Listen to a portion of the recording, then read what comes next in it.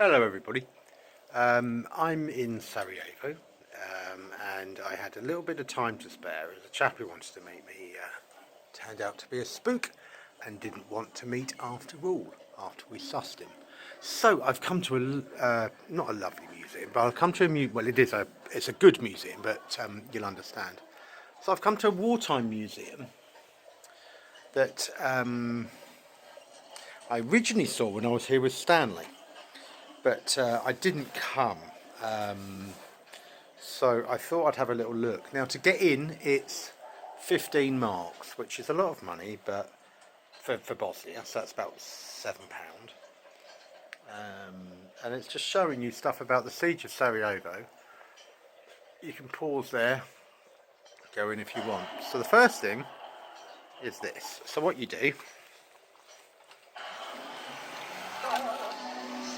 it's a generator.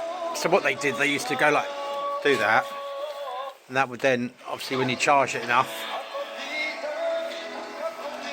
and then the light goes on. Stays on for a little bit, but so almost the amount you put in more effort than you get out with that, if that makes sense. And it just tells you all about daily life in Sarajevo during the war. Some pretty harrowing stories and horrendous stuff.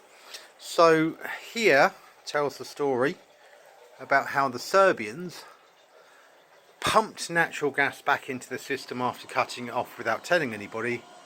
That would fill people's homes. They'd light a match to light a candle or a cigarette or something, and they'd blow themselves up. I've done other videos about Sarajevo and sort of Bosnia and life back then. That's running off a car battery. We used to do that. Camping. Bicycle. Another car back. I mean, you can see, I remember this from the 90s, and oh look, FK Sarajevo torch. I remember having one of those, but this is just all old torches and stuff they had. Televisions, I had one like that. Certainly had black and white, but it wasn't orange. But you know, just gives you an idea that the whole country wasn't some sort of communist nightmare. Back then it was a very, very advanced country. Wood stoves. Now there's lots of videos playing. There's one there playing. Now what I'm going to do for you guys is I will, this will take a little while, so this won't go out, but I will do a playlist of the mute witness. You might be able to go into that. I will do a playlist for you guys of all the videos that are on here. It's quite a small museum. I would say value for money wise, it's kind of like take your pick. I mean, you can go to massive museums for kind of the same money, but this is a privately run museum. I believe the money goes to war veterans. Anyway, I'll do a playlist on my YouTube channel for you, and I will then, you can look at some of the films and stuff that they've brought out. There's some other stuff here. I'll do, there's so much here you can miss it. It's quite an eclectic mix. Lots of stories about the mines. Only last year, 7 months ago, someone stepped on a landmine that's still out there. This is the bunker. Now, so this is a bunker. Oh, it's not a real man. Where during the war, and if you look over there, can you see that? AK-47. I actually shot one of those today, and they're doing exactly the same, taping the magazines together. If you're a regular viewer of the channel, that'll make sense to you. So this is like a little bunker that they built to rest. It's almost like World War One, isn't it? Can you see though? It's amazing.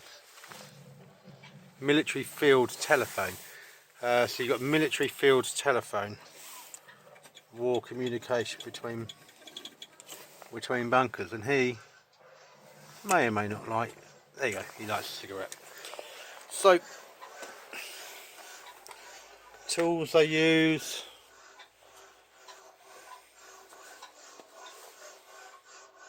So important to note, if you put your foot on a mine, they say if you take your foot off it's when it explodes. This says not true. If you put your foot on a mine, it literally explodes. So here we are. That says about the bunker. It says disassembled and reassembled here. So it's literally the original bunker.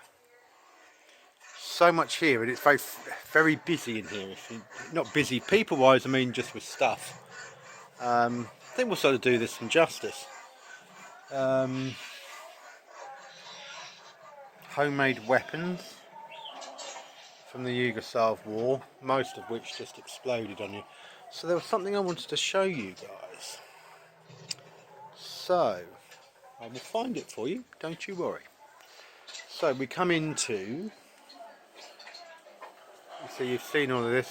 That's when you were a refugee in Bosnia, that's what you were carrying out. One of those, nothing else.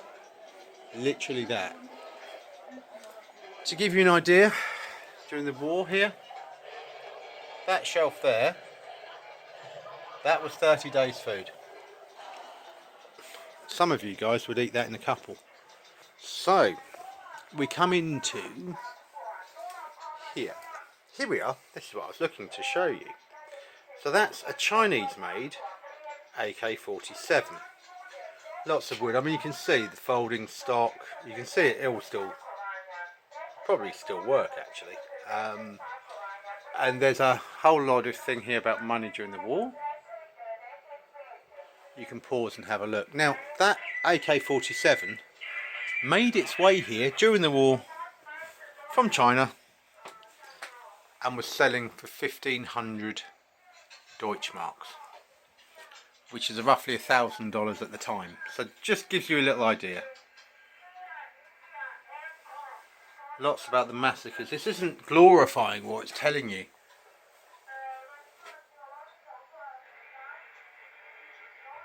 It's about evacuating. I'm going to have a look at a couple of other bits actually while I'm here. Communications. I mean, Kelvin and Bunker at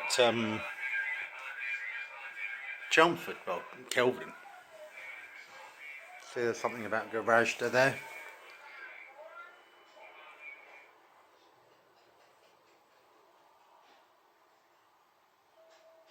So I might have a look at that. I missed that. So you see what I mean? I'm doing like my second walk around now with you guys. But you know what? Free Wi-Fi here. Lots of the end stuff, and that's probably can't even pan out enough. Let's try. That wall is all names of people who were killed during the war. Not soldiers, civilians and children. But anyway, hopefully that's of some interest to you without being overwhelming. Some artwork done about the war. I thought this one was quite good actually. I think we'll end the video there. Just gives you an idea. You know, just gives you an idea.